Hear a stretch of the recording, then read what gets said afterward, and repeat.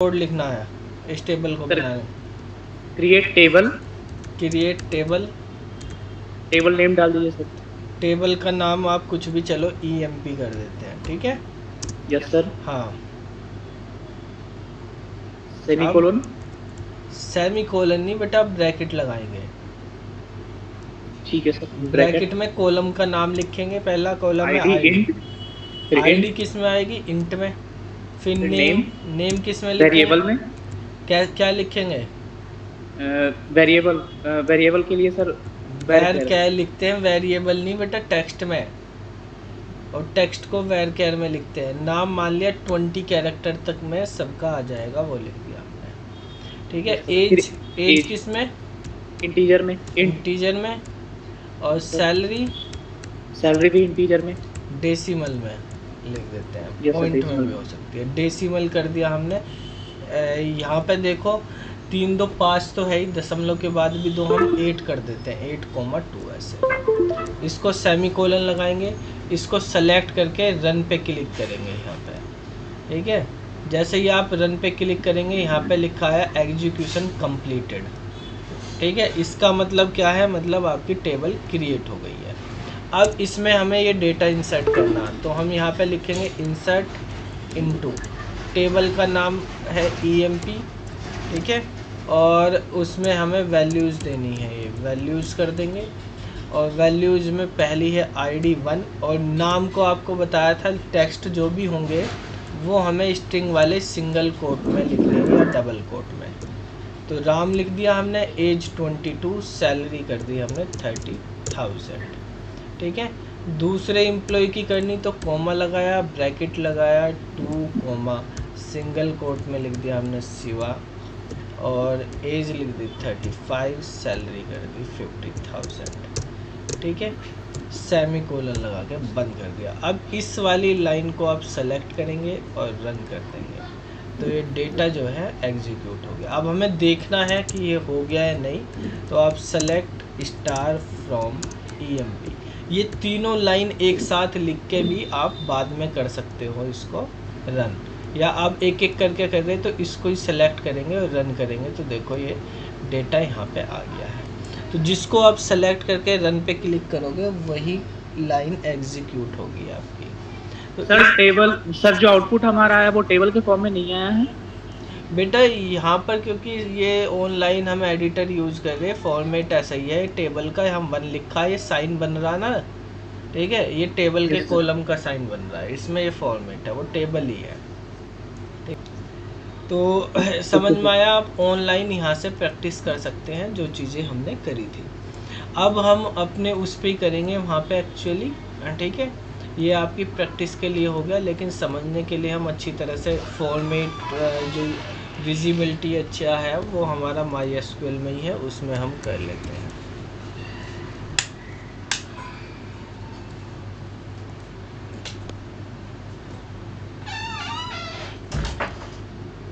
यहाँ पे password enter कर दिया हमने, इसको बड़ा कर दिया। सर एक लाइन आप लिखे थे स्टार फ्रॉम करके कुछ था। हाँ, आज समझाएंगे बेटा उसको। ठीक है सर। चलो देखो बेटा, जैसे हमारे पास यूज़ कर लेते हैं CUET, ये डेटाबेस बना हुआ था, ठीक है। इसमें हमने कल यस सर। कुछ टेबल्स बनाई थी, 100 टेबल्स करा। एक टेबल बनी हुई है बुक नाम की, एक बनी हुई है स्टूडेंट नाम की, ठीक है। तो यहाँ पर अगर हम लिखते हैं सेलेक्ट स्टार, का मतलब उस टेबल में जो भी हमारे पास कॉलम है सारे कॉलम सेलेक्ट होंगे। फ्रॉम बुक, तो बुक वाली टेबल में हमने इंटीजर टाइप का डेटा देखा था, न्यूमेरिक टाइप का मतलब। और एक हमने स्टूडेंट बताई थी, ठीक है। उसमें हमने सीखा था कि किस तरह से टेक्स्ट टाइप का डेटा काम करता है। तो हम डेटा टाइप पढ़ रहे थे एक्चुअल में, ठीक है। तो डेटा टाइप को हम आगे पढ़ते हैं, कोई और भी डेटा टाइप थे कल हमारे कंप्लीट नहीं हुए थे, ठीक है। तो हमने टेक्स्ट वाले डेटा टाइप में हमने पढ़ा था char, varchar, nchar, nvarchar, ये 4 पढ़े थे, बताया था। अभी डेटा टाइप के क्वेश्चन यही आएंगे कि टेक्स्ट टाइप का कौन सा डेटा टाइप होता है। आप ये बताइए कि हमारे पास जो है कैरेक्टर में अगर हमने साइज़ रखा 20 और वैर कैर में भी 20 लिखा, लेकिन 3 कैरेक्टर का हमने एंटर कर दिया डेटा, तो कितनी साइज़ लेगा वो, कितनी मेमोरी लेगा, इस तरह के क्वेश्चन है। ठीक है, कि हमारे पास हमें नाम इंसर्ट कराना, तो कौन सा डेटा टाइप यूज़ करेंगे, हमको अगर क्या नाम जी एज इंसर्ट करानी तो कौन सा डेटा टाइप यूज़ करेंगे, इस तरह के क्वेश्चन यहाँ पे बनेंगे। तो हमारे पास जो स्ट्रिंग टाइप थे, स्ट्रिंग डेटा टाइप्स हम पढ़ रहे थे, उसमें हमने 4 डेटा टाइप्स पढ़े थे स्ट्रिंग में। ठीक है बेटा, एक पहला हमने पढ़ा था कैर, ये फिक्स साइज़ का होता है, और दूसरा पढ़ा था हमने वैर कैर, ये भी फिक्स साइज़ का, ये वेरिएबल साइज़ का होता है, आस्काई में होते हैं दोनों। तीसरा फिक्स साइज़ का था हमारा एनकैर, लेकिन ये यूनिकोड में यूज होता है। और एक फोर्थ हमने पढ़ा था एन वैरकैर, यूनिकोड में वेरिएबल लेंथ का। ठीक है, अब देखो इसके बाद हमारे पास टेक्स्ट में और डेटा टाइप जो है वो है 5 नंबर में ब्लॉब। ठीक है, ब्लॉब की फुल फॉर्म पूछ ली जाती है, क्या होती है। ब्लॉब का मतलब होता है बाइनरी लार्ज ऑब्जेक्ट। ठीक है, ये क्या होता है, देखो माई एसक्यूएल क्योंकि कमांड बेस है, इसमें फ़ोटो वीडियो इस तरह की चीज़ें तो आएंगी नहीं, दिखेंगी नहीं आपको, यहाँ पे तो टेक्स्ट दिखता है सब चीज़ें। तो अगर आपको कोई इमेज, कोई फ़ोटो, कोई बड़ी फाइल वो अपलोड करनी है, ठीक है, डेटाबेस में, तो क्या करते हैं, उस फाइल को बाइनरी में कन्वर्ट कर लेते हैं, 0-1 के फॉर्मेट में कन्वर्ट कर लेते हैं पहले, फिर उसको अपलोड करते हैं। तो वो ब्लॉब के डेटा टाइप में अपलोड होती है, क्योंकि इसका साइज़ काफ़ी बड़ा होता है। ठीक है, ये ब्लॉब जो है बाइनरी लार्ज ऑब्जेक्ट्स जो हैं बेसिकली 65,535 बाइट तक का डेटा होल्ड कर सकती है यहाँ पर। ठीक है, तो बाइनरी लार्ज ऑब्जेक्ट हम अगर इमेज है हमारे पास, कोई वीडियो है हमारे पास, कोई फाइल है हमारे पास, तो उसको कन्वर्ट करेंगे पहले बाइनरी में, और बाइनरी में कन्वर्ट करके अपने प्रोग्रामिंग लैंग्वेज के थ्रू बाइनरी में कन्वर्ट करके उसको इसमें स्टोर कर देंगे। ठीक है, इसी तरह से बेटा हमारे पास जैसे आपको इंटीजर में बताए थे, टिनी int, medium int, small int, ठीक है, लॉन्ग इंट, इसी तरह से ब्लॉब में भी होते हैं। जैसे ब्लॉब है, एक होता है हमारे पास मीडियम ब्लॉब, मीडियम ब्लॉब, ठीक है, तो इसका साइज थोड़ा बड़ा हो जाता है। एक होता है हमारे पास लॉन्ग ब्लॉब, अगर आपके पास बड़ी वीडियो है, फाइल है ज़्यादा बड़ा, तो हम लॉन्ग ब्लॉब का यूज़ करेंगे। ये वाला नॉर्मल ब्लॉब है, इसमें 65,535 बाइट्स आ जाती हैं, यानी इतने बाइट तक का डेटा ये रख लेता है। और अगर आपको और ज़्यादा बाइट चाहिए तो मीडियम ब्लॉब यूज़ करेंगे, और भी ज़्यादा चाहिए तो आप लॉन्ग ब्लॉब का यूज़ कर सकते हैं। ठीक है, टेक्स्ट सर एक डाउट है, हाँ बेटा, डेटाबेस में सर इमेज या वीडियो स्टोर करने के लिए प्रैक्टिकल एग्जांपल क्या होगा?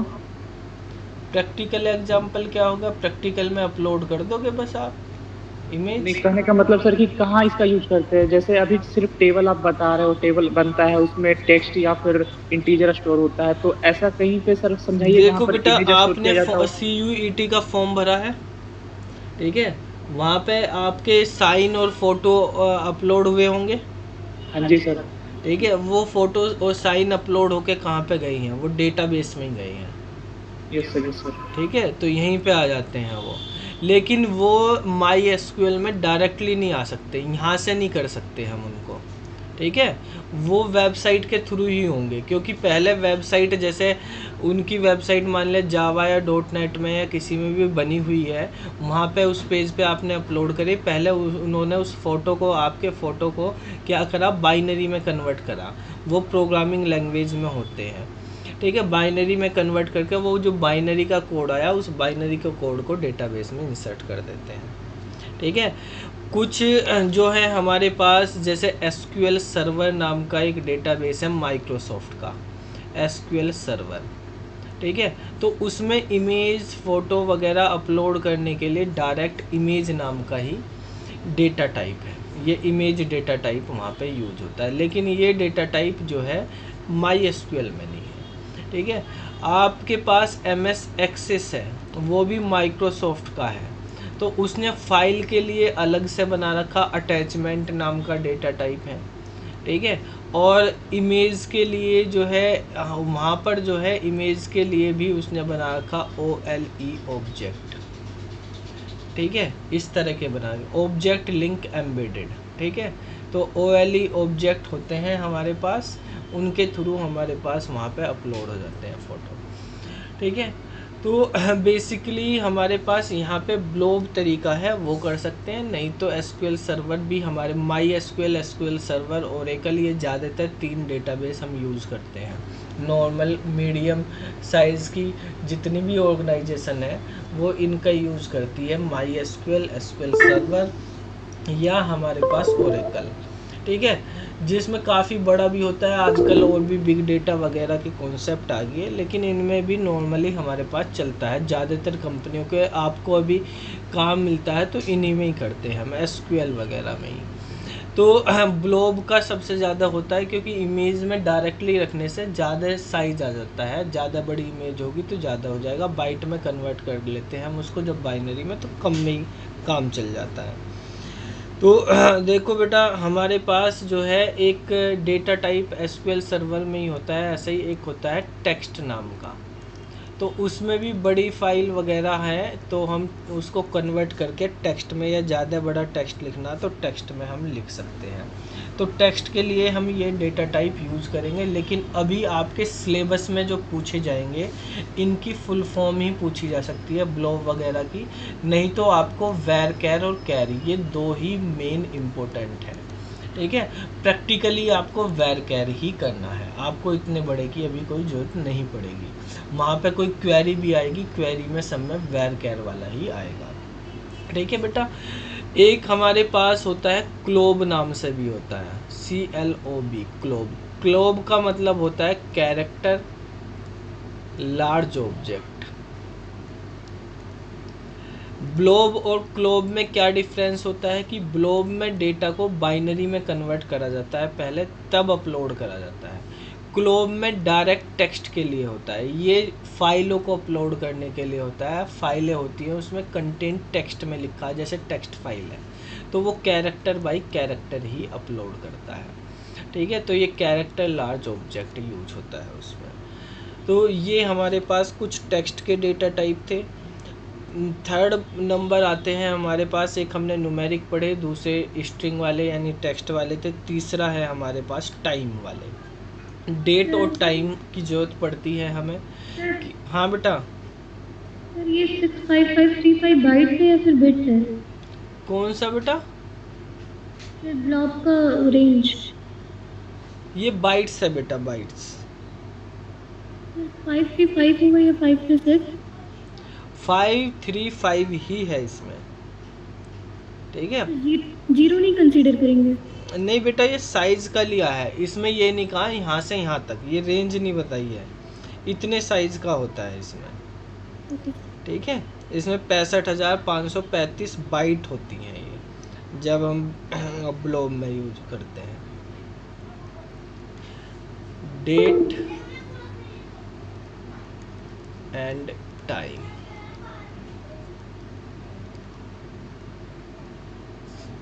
ठीक है बेटा, टाइप, डेटा टाइप। तो इसमें सबसे पहला होता है डेट, और यही आपको यूज करना, मोस्टली ज़्यादातर इसी का यूज होगा हमारा। MySQL में डेट किस फॉर्मेट में लिखी जाती है, क्वेश्चन आ सकता है एग्ज़ाम में। MySQL में डेट किस फॉर्मेट में लिखी जाती है, तो इसका फॉर्मेट होता है, पहले ईयर लिखते हैं 4 डिजिट में, फिर मंथ लिखेंगे 2 डिजिट में, उसके बाद डेट, ये फॉर्मेट होता है। सर आपकी स्क्रीन रुक गई है, आप कुछ लिख रहे हैं क्या? हाँ बेटा, स्क्रीन रुक गई, ऐसा कैसे करते हैं, स्क्रीन आ तो रही है बेटा, मेरे में भी शो हो रही है, आ रही है, लिखा हुआ चल तो रहा है। यस सर, होने लगा, पॉज हो गई, बीच में पॉज हो गई थी सर। अच्छा, अब तो आ रही है आप ना? अभी चलने, ये सर अभी चलने लगा। चलो, तो देखो बेटा, हमारे पास जो डेट है वो हमारे पास इस फॉर्मेट में लिखी जाती है यहाँ पर, ठीक है। तो हमारे पास जैसे हम डेट लिखेंगे, तो आपको जैसे आज की डेट लिखनी, तो आप कैसे लिखेंगे? 2022, हाइफन लगाएंगे, मंथ है 5 और डेट है 12। तो इस तरह से, और ये डेट भी सिंगल कोट या डबल कोट में ही लिखी जाएगी। केवल न्यूमेरिक वैल्यू डायरेक्ट लिखेंगे, स्ट्रिंग वैल्यू और डेट टाइम की वैल्यू सिंगल कोट या डबल कोट में लिखनी है आपको, ठीक है। इसके बाद बेटा हमारे पास दूसरा होता है टाइम वाला, ठीक है। अगर आपको टाइम लिखना, तो टाइम जो है हमारे पास उसका फॉर्मेट क्या होता है? दूसरा डेटा टाइप है इसमें टाइम, और टाइम का फॉर्मेट होगा हमारे पास कि हम सबसे पहले आवर्स लिखेंगे, कोलन लगाएंगे, फिर मिनट लिखेंगे और फिर सेकंड लिखेंगे। इस फॉर्मेट में लिखा जाता है, ठीक है। आवर्स जैसे अब हो गए 19:58 इस तरह से हमने लिख दिया, ठीक है। एक बेटा हमारे पास होता है डेट और टाइम दोनों। अगर आपको दोनों लिखने, डेट भी लिखना और टाइम भी लिखना, तो उसके लिए डेटा टाइप आप यूज़ करेंगे डेट टाइम, और इसका फॉर्मेट होगा YYYY hyphen MM hyphen DD और स्पेस देकर फिर HH MM SS, इस फॉर्मेट में लिखा जाएगा, ठीक है। इस फॉर्मेट को सपोर्ट करता है। इसके बाद बेटा एक होता है हमारे पास टाइम स्टैम्प, ठीक है। तो ये क्या बताता है? टाइम को नंबर ऑफ सेकंड में कन्वर्ट कर देता है ये, यानी store the value of date time into seconds, ठीक है। डेट टाइम की वैल्यू किस में कन्वर्ट कर देता है? सेकंड में कर देता है। इसका फॉर्मेट भी हमारे पास यही होता है YYY minus MM minus DD space देके HH colon MM colon SS, ठीक है। अब देखो, जब ये भी ऐसे ही लिख रहा डेट टाइम, तो डेट टाइम और टाइम स्टैम्प में फ़र्क क्या हुआ? फ़र्क बेटा ये हुआ कि ये स्टोर करता है डेट टाइम को सेकंड्स में, ठीक है। ये तो जैसे मान लिया आपने लिखा 2022 माइनस -5-12 और 19:58 तो अगर आप डेट टाइम में लेंगे तो डेट टाइम में तो ये ऐसे ही आ जाएगा, ठीक है। लेकिन अगर आप इसको टाइम स्टैम्प में लेंगे और आपने ऐसे लिखा, तो ये कन्वर्ट हो जाएगा सेकंड में। 1 जनवरी 1970 से लेकर इस डेट तक, इस टाइम तक कितने सेकंड हो गए, ठीक है, वो बताएगा। ये क्या डिस्प्ले करेगा? नंबर ऑफ सेकंड्स फ्रॉम 1 जन 1970 टू दिस टाइम, ठीक है। कितने सेकंड हो गए वो बताएगा टाइम स्टैम्प, ठीक है। टाइम स्टैम्प में 1 जनवरी 1970 से लेकर इस डेट, इस टाइम तक कितनी सेकंड हो गई वो कन्वर्ट करके सेकंड में कर देता है, ठीक है। एक बेटा हमारे पास डेट टाइम का फॉर्मेट होता है ईयर, 5 नंबर है ईयर का। सर हाँ बेटा, इसका फायदा क्या होगा? फ़ायदा कुछ नहीं होगा हमारे लिए, नहीं, ये बस वैल्यू को स्टोर करने के लिए कि इतना बड़ा फॉर्मेट ना करके हमने छोटे उसमें वैल्यू में कन्वर्ट कर लिया, कि डेटा को सिक्योर करने के लिए कि कोई देखे क्या लिखा हुआ उसको समझ ना आए, ठीक है, क्या डेट और टाइम थी। सिक्योरिटी फॉर्मेट के लिए बाद में आप कन्वर्ट करके निकालोगे तो वो अपना ओरिजिनली दिखाई देगा यूजर को अगर दिखाना। तो ये सिक्योरिटी पर्पज़ के लिए यूज़ करे जाते हैं, बाकी इसका कोई यूज नहीं है। आपको मैंने बताया अगर आपको डेट का यूज़ करना तो यहाँ पे साइन लगा दिया, यही यूज़ करना। टाइम का यूज़ करना, डेट और टाइम दोनों का, तो ये करेंगे। टाइम खाली का करना तो ये करेंगे। इसके अलावा हमें इनमें से किसी का यूज नहीं करना। ना हमें ईयर का यूज़ करने की ज़रूरत है, ना टाइम स्टैम्प की ज़रूरत, ना हमें ज़रूरत पढ़ने की, ना आपके पेपर में जो है ये बेसिकली इस तरह का क्वेरी आने की। बस ये आ सकता है, थ्योरी आ सकती है कि टाइम स्टैम्प क्या होता है, ठीक है। इसकी क्वेरी नहीं आएगी क्योंकि क्वेरी में आपके पास ये डेटा टाइप नहीं है, ठीक है। लेकिन थ्योरी में पूछा जा सकता है क्या होगा। क्वेरी में हमारे पास ये 3 टाइप के, 3 में से भी मोस्ट प्रोबेबली हमें 12th क्लास के सिलेबस के अकॉर्डिंग आ रहा, तो हम डेट का ही करते हैं। सब क्वेरी वहाँ पे डेट बेस पे ही है, ठीक है। ईयर में क्या होता है, अगर ईयर को लिख रहे तो ईयर 4 डिजिट में लिखा जाता है, ऐसे इस फॉर्मेट में हम लिखते हैं, ठीक है। पहले पुराने वर्जन 2 डिजिट को भी सपोर्ट करते थे, लेकिन अब केवल 4 डिजिट का ही सपोर्ट होता है। तो इस तरह से हम यहाँ पे ईयर को लिखते हैं। ये 5 डेटा टाइप जो है डेट और टाइम में। अब हम एक टेबल बनाएंगे बेटा, जिस टेबल में हमारे पास हम इन 5 डेटा टाइप के, वो 5 नहीं, न्यूमेरिक भी सीखेंगे, स्ट्रिंग वाले भी सीखेंगे और ये डेट वाले भी, तीनों टाइप के करेंगे जो यूज होते हैं हमारे, उनको बना कर देखेंगे, ठीक है। एक्चुअल में किस तरह के फॉर्मेट की कैसी टेबल बनाने को आएगी और उस पर हम आगे के फिर क्वेरी शुरू करेंगे देखने लगानी, ठीक है। तो देखो एक ऐसी टेबल बनाएंगे जिनमें हमारे मोस्टली सभी डेटा टाइप का यूज हो जाए। तो यहाँ पे हम ले लेते हैं बेटा एक टेबल है जिसमें हम आईडी लिखेंगे, ठीक है, फिर नेम लिखेंगे, एज लिखेंगे, ठीक है, और हमने लिख दी फ़ी, लिख दी सिटी, लिख दी डेट ऑफ एडमिशन, लिख दिया, और जो है यहाँ पर हमें मेनली इनका ही ज़रूरत पड़ेगी, ये हमने लिख दिया, ठीक है। इनका ही हम यूज़ कर लेते हैं। चलो बताओ आईडी को कौन से डेटा टाइप में लिखेंगे? इंटीजर। इंटीजर में। नेम को वैरकैर स्ट्रिंग। वैरकैर। एज को इंटीजर। इंटीजर में। फी को decimal. Decimal. City integer. Varchar city text नहीं है, ठीक है। Date of admission date date में, ठीक है। तो इन्हीं डेटा टाइप का हमारे पास नॉर्मली यूज होता है, वो देखेंगे। वैरकैर इसका साइज हम ले लेते हैं 20 में नाम आ जाएगा सबका। फीस का हमने 7,2 ले लेते हैं। सिटी का नाम ले लेते हैं 30, ठीक है। तो इस तरह से हमें यहाँ पे बनाने हैं।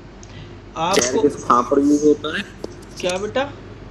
सर वो कैर कहाँ पर यूज होगा? तो फिर कैर का प्रैक्टिकली यूज नहीं करना, उसके ड्रॉबैक कल बताए तो थे कि कैर में हमारे पास अगर आपने लिख दिया कैर 20 लिख दिया और नाम लिखना केवल 3 कैरेक्टर का ही, तो फालतू के 17 ये जो है वो बेकार जाएंगे ना। 17 बाइट वो तो 20 बाइट ही लेगा स्टोर करने के लिए, ठीक है। स्टोर वो 20 में ही करेगा। अगर कैर 20 लिख दिया तो आप छोटा नाम लिखोगे अगर 20 से भी, तब भी वो 20 बाइट ही लेगा। वैर कैर में ये है अगर 20 से छोटा नाम लिख दिया तो वो उतनी ही बाइट लेगा बस, ठीक है। तो उसको हमें यूज़ नहीं करना प्रैक्टिकली हमें इनका ही यूज़ करना। अब देखो हम यहाँ पे क्रिएट करते हैं और टेबल का नाम रख देते हैं ST। स्टूडेंट तो हमने कल बना ली थी, तो यहाँ पे नाम STD रख लेते हैं। एक चीज़ और करते हैं, आपको की मैंने पढ़ाई दी, ये बताओ इसमें प्राइमरी की कौन सी बना सकते हैं हम? आईडी को। इसको आप प्राइमरी की बनाओ, ठीक है। इसको क्या बनाना है? प्राइमरी की। तो अब हम समझेंगे कैसे हम यहाँ पे करेंगे चीज़ों को, वो देख लेते हैं। तो यहाँ पर हमने क्रिएट, देखो जो की बनाने को आपके सिलेबस में है आपको मैंने सिलेबस में दिखाया था, प्राइमरी की है, यूनिक की है, अल्टरनेट की है, कैंडिडेट की है, फॉरेन की है। कैंडिडेट की, अल्टरनेट की प्रैक्टिकली नहीं करनी है आपको, ठीक है, वो थ्योरेटिकली है। वो यही तो बताया था, कौन से बन सकते हैं उनको कैंडिडेट, जो प्राइमरी की बन सकते हैं वो कैंडिडेट। तो बन तो पता नहीं क्या क्या जाएंगे, सारे ही क्या पता बन जाए। तो वो थ्योरेटिकल चीज़ है, जिसको बना रहे हैं यहाँ तो बनाना है ना, तो बनाएंगे तो हम प्राइमरी। तो प्राइमरी, यूनिक और फॉरेन, ये 3 आपको प्रैक्टिकली करनी है, ठीक है, प्राइमरी, यूनिक और फॉरेन। तो मैं यहाँ पे नेम को कह देता हूँ कि यूनिक रखो, हर बच्चे का नाम अलग अलग आपको एंटर करना है, ठीक है, हर बच्चे का नाम अलग अलग एंटर करना है। तो इसको मैं, या एक काम कर देते हैं, बच्चे का एडमिशन नंबर, नाम सेम भी आ गया तो एडमिशन नंबर लिख लें, एडमिशन नंबर कर लेते हैं, एडमिशन नंबर वो इंटीजर में ही कर लेते हैं और यूनिक कर लेते हैं, ठीक है। तो हम ये भी सीखेंगे कि प्राइमरी की कैसे बनाते हैं और यूनिक की कैसे बनाते हैं। इसमें फॉरेन की के लिए 2 टेबल की ज़रूरत पड़ेगी, तो वो बाद में सीखेंगे, ठीक है। अभी ये 2 की है, इनके बारे में हम समझेंगे। तो क्रिएट टेबल, टेबल का नाम std, ठीक है, और std बेसिकली टेबल बनेगी नहीं, इसमें पहले से वो कीवर्ड बना हुआ std u कर लेते हैं, ठीक है बेटा। Okay sir. तो यहाँ पे std u कर लिया हमने। id, ठीक है, इंटीजर में देखो, अगर हमें प्राइमरी की बनानी तो हम इसके बाद में प्राइमरी की लिख देंगे ऐसा, तो ये प्राइमरी की बन जाती है, ठीक है। तो प्राइमरी की का मतलब, अब इसमें आप डुप्लीकेट वैल्यू नहीं लिख सकते और इसको खाली नहीं छोड़ सकते, इसमें एंट्री करनी ज़रूरी हो जाएगी। नेम है वैरकैर में ले लिया हमने 20 में। एज है हमारे पास, वो हमने इंटीजर में ले ली। और इसके बाद बेटा हमारे पास फ़ी है, वो हमने डेसिमल में ले ली, ठीक है, और यहाँ पे 7,2 कर दिया। देखो अगर आपके पास एक लाइन भर जाती है तो अगर हम टाइप करते चले जाएंगे तो आगे चला जाएगा, वो दिखेगा नहीं, ठीक है। तो उससे अच्छा आप कोमा लगा के एंटर कर लो, क्वेरी को आगे कंटिन्यू कर सकते हो आप। कोमा लगा नहीं है, वैसे है, कोमा क्यों लगाया, ये ख़त्म हो गया, अगले को तो कोमा से ही लिखेंगे ना, ठीक है। वैसे जहाँ से भी आ रहा वहाँ से भी एंटर कर सकते, किसी जगह से भी एंटर करके, जब तक सेमी कोलन नहीं लगाते आप, आपका क्वेरी ख़त्म नहीं होगी, आप कंटिन्यू कर सकते हैं एंटर लगा के। तो यहाँ पे हमने सीटी लिख दी, सीटी में लिख दिया वैरकैर 20, 30 और एक लिख दिया डेट ऑफ एडमिशन, और वो कर दिया हमने डेट में, और फिर हमने लिख दिया एडमिशन नंबर, वो हमने कर दिया इंटीजर में। और इसको यूनिक की करना तो इसको यूनिक की कर देंगे, ठीक है, ऐसे सेमी कोलन लगाएंगे, एंटर करेंगे। तो देखो हमारे पास ये टेबल बन के तैयार हो गई है, ठीक है। इस टेबल को हम डिस्क्राइब करेंगे, ठीक है, stdu। तो आप देखेंगे यहाँ पर जिन चीज़ों पे हमने की लगाई थी वहाँ पे कैसे चीज़ लिखी आई है, ये यहाँ पे लिखा है, ये प्राइमरी की है और ये यूनिक की है। प्राइमरी की में आप नल वैल्यू नहीं कर सकते, ठीक है, यूनिक की में कर सकते हैं, बाकी में भी कर सकते हैं, ठीक है। एक हमारे पास आगे हम और भी कंस्टेंट पढ़ेंगे तो देख लेंगे वहाँ पे, अभी हमें इनको देखना है। यहाँ पे आपको समझ में आ गया ये डिफ़ॉल्ट क्या होता है, आगे समझेंगे डिफ़ॉल्ट के बारे में। नल का मतलब होता है कि आप उसको खाली छोड़ सकते हो या नहीं, यस है तो उसको खाली छोड़ सकते हैं, नो है तो नहीं छोड़ सकते, ठीक है।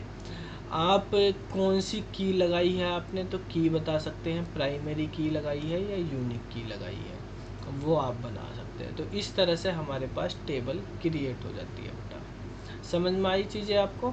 अब देखो इस टेबल में यहाँ पे डेटा इंसर्ट करना हमको, तो डेटा हम कैसे इंसर्ट करेंगे, हम यहाँ पे लिखेंगे इंसर्ट इनटू stdu वैल्यूज़, और इसमें हमने आईडी लिखनी मान लिया 1 कर दी, ठीक है। नेम लिखना मान लिया हमने शिवा लिख दिया, और हमको लिखना है एज, मान लिया हमने 13 कर दी, और फ़ी हमने उसकी 3000 कर दी। इसके बाद आपने सिटी दिल्ली डाल दी। इसके बाद बेटा डेट ऑफ एडमिशन, ये डेट में करना, मान लिया हमने लिख दिया 2022 में 1 अप्रैल को हुआ तो 4/1 कर दिया, ठीक है। इसके बाद हम यहाँ पे कर देते हैं एडमिशन नंबर, एडमिशन नंबर 101 है, सेमीकोलन एंटर, ठीक है। अब इसको सेलेक्ट करके देख लेते हैं, सेलेक्ट स्टार फ्रॉम STD। तो देखो बेटा इस तरह से ये हमारे पास डिटेल एंटर हो गई। यहाँ पर हमारे पास अगर हम 102 नंबर ले लेते हैं, अब एंटर करेंगे तो नहीं होगा, डुप्लीकेट एंट्री 14 की, प्राइमरी की पे डुप्लीकेट नहीं हो सकती।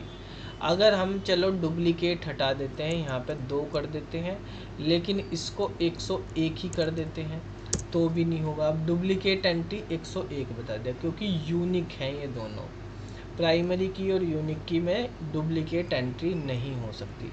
अगर इनको अलग कर दिया तो हो जाएगी, ठीक है, क्योंकि बाकी सब तो डुप्लीकेट हो सकती हैं, रिपीट हो सकती हैं, लेकिन एडमिशन नंबर और आईडी नहीं हो सकती, ठीक है। अगर मान लिया आपको नहीं पता, किसी बच्चे की कोई डिटेल नहीं पता है, तो आप मत लिखो वो डिटेल। जैसे आपको बताया था, आप कॉलम के नाम लिख के कर सकते हो कि भाई आपको आईडी पता है और एडमिशन नंबर पता है, बस आपको बाकी डिटेल नहीं पता, तो आपने ये कर दिया, आईडी लिख दी, यूनिक ही होनी चाहिए, डुप्लीकेट हो नहीं सकती, तो 3 और ये 103 कर दिया, ठीक है। एंटर करा, एंट्री हो गई आपके पास, बाकी नल हो गई। लेकिन अगर आपको बेटा ये भी नहीं पता, एडमिशन नंबर भी नहीं पता, केवल आईडी पता, तो आपने आईडी डाल दी 4 और ये भी छोड़ दिया, तो भी एंट्री हो गई आपकी, ठीक है। ये हो गया, सारा नल हो गया। लेकिन अगर आपको एडमिशन नंबर पता, आईडी नहीं पता, तो एंट्री नहीं होगी।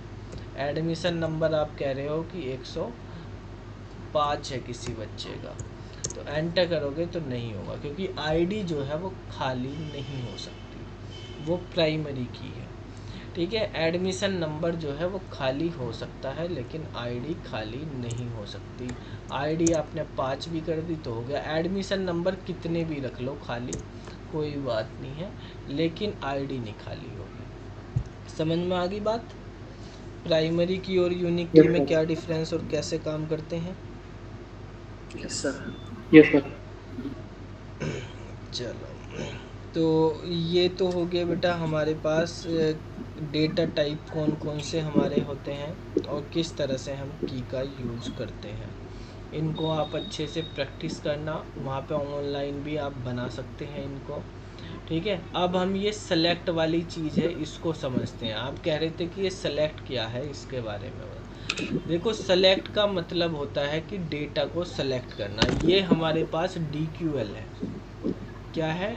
DQL, data query language. Query language है ये, एक डेटा क्वेरी लैंग्वेज, सब लैंग्वेज है SQL की।